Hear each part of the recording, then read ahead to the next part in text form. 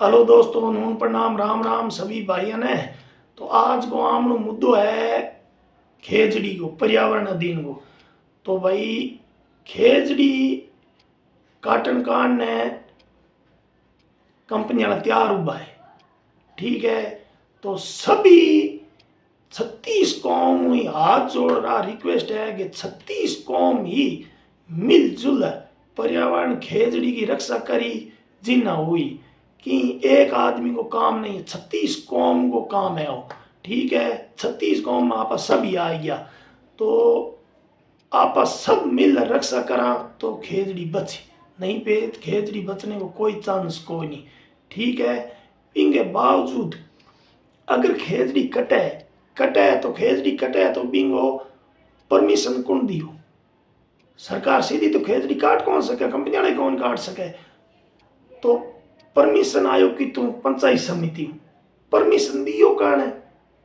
Permission मिलजुल दियो कण दियो कि पंचायत समिति और जका आपा चुन रहे विधायक एमएलए एमपी जो भी है मंत्री बनाया बांगी सांत घाट परमिशन हुई, ठीक है।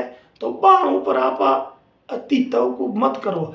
अगर पंचायत समिति में परमिशन नहीं मिली तो कोई माई के लाख कंपनी और सरकार की औकात नहीं है कि खेजड़ी के हाथ ही लगाए दे। तो बे आपके हागे आमने हागे आई जगह आपा वोट देर भी जी पहुंचाया गया आमनो मुद्दो उठाउन काने तो वे सरकार बंद गया बाने जको पद चाहिए वो आपा का हाथ बाने मिल चुकियो, ठीक है। तो पाऊं अति बड़ी तब को मत रखियो के ए आए खेजड़ी को कानून बनाए दे ए मारे लिए भलो कर दे बे की कौन करे बे आई थारे आगे फोटो खचाने के लिए और स्टेज शो करने का नहीं क्यों बाबी बांगी मजबूरी है मुंह तो बंद तन दिखानो पड़ी तो बंग आगे फोटो खचाए है और अपने आप ने छोटा मत करो बे आमनी बचाऊ है आपा बांगी बचाऊ कोई नहीं।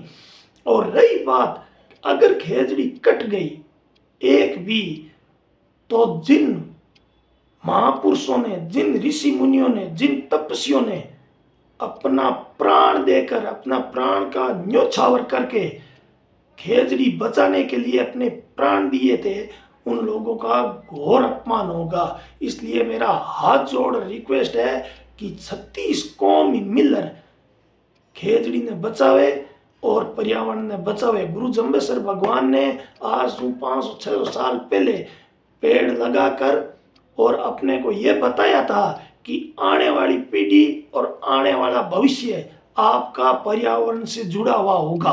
तो ये गुरु जम्बेश्वर भगवान ने हमको और आपको पहले ही बता दिया था। इसलिए आप सभी मिलकर खेजड़ी को बचाए।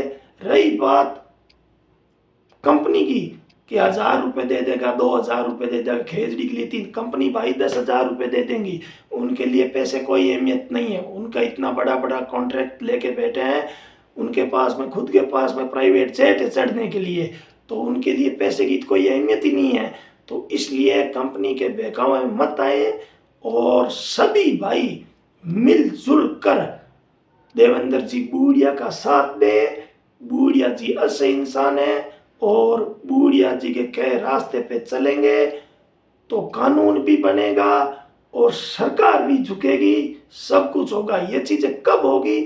जब आप संगठित रहोगे, तब 36 कौम के लोग संगठित रहोगे तब होगा।